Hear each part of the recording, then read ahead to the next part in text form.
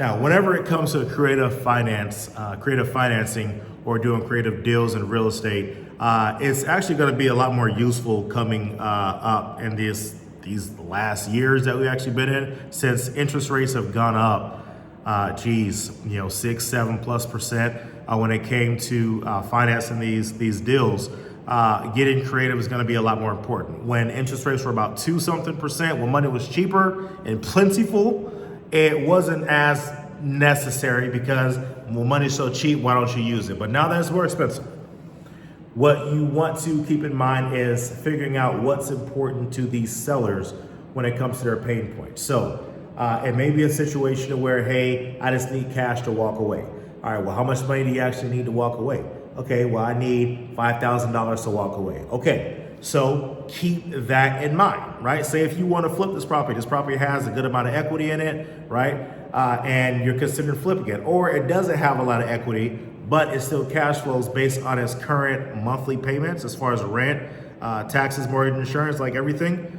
It may be $1,100, but it may rent for $1,600, right? You want to keep that in mind. The reason why you want to do that is say, okay, well, if what's important to them is being able to walk away from the property and all of its headaches and walk away with $5,000, then you can get creative with that structure. Instead of just saying, hey, I will buy this house from you, I'll put $5,000 at the top, and you walk away with the $5,000, you can say, okay, I will give you $5,000 to take control of that property. You get that property deeded over to you, right? Now, I personally like to flip properties and just get out of some of these creative deals, but some people like to hold on to them. I may start holding on to them moving forward. But the idea is you give them that, you control the property, but you do not own the debt on the property. Why do you not want to own the debt? Well, the debt's is no good for you at this point, right? You can't do anything with this debt. But the property, you can make something happen with it, right? So now that you control the property, now you can renovate the property, sell it, and when they look up the liens on the property, they're going to see the mortgage.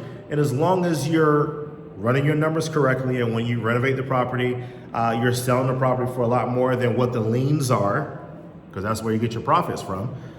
You sell the property from a lot more than what the liens are, then that's where you make your profit. So wait, Eli, hold on. What just happened here? Don't I have to buy the property in order to flip it? No, you don't. You just have to control the property in order to actually make money from it. You can control it by buying it. You can control it by having it deeded over to you. There's so many different ways of doing it. Something that Pace Morby said that I felt was super interesting. He explained how creative financing could be whatever you want it to be. Okay, it could literally be whatever you want it to be. However creative you want it to make it, as long as you're being ethical in what you're doing, right? And everybody wins in a situation. Everybody gets what they want out of the transaction. You can be as creative as you want to be. So the furthest that we've gone so far is basically doing a sub-2 deal, giving payment to the person to walk away. But of course, as you're renovating the property, you want to make sure you keep this in mind. There's still going to be monthly payments that's due every single month. So you have to be in control of those payments as well, knowing that you can afford those payments. Might be $1,000, $1,500, $1,100 a month, right? You got to make sure you have those funds and you know where those funds are going to come from, because the worst thing that can happen, and this would really suck, this is terrible, if you gave that $5,000 up, you have no idea where the monthly payment is going to come from, you start renovations on the property, and that property still gets foreclosed on. Now you're looked at as a terrible person because you sold them this dream. Oh man, just walk away, I'll give you $5,000. Don't even worry about your mortgage. I'm going to pay that every single month. And then after that, in about another 2 months or so, the property is going to be sold and your mortgage is going to be paid off, right?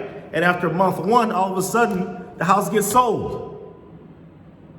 You want to make sure that you're doing right by this person, right? By knowing, hey, where those monthly payments are going to come from. All right, if you know that, where the renovation money is going to come from. All right, and how are you going to give them that $5,000? The $5,000 is the least of your concern.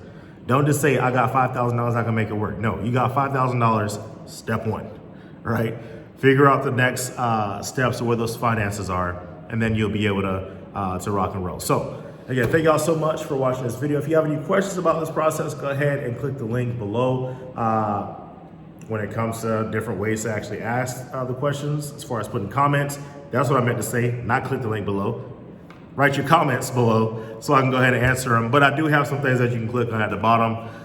Click on whatever you like. There's some really good, nice goodies that's down there. But thank y'all so much for watching this video. And I can't wait to see y'all on the next one. And also, if you haven't already, like this video and subscribe to this channel so that I know you enjoy the information I'm providing to y'all. So thank y'all so much, and I'll see you on the next one.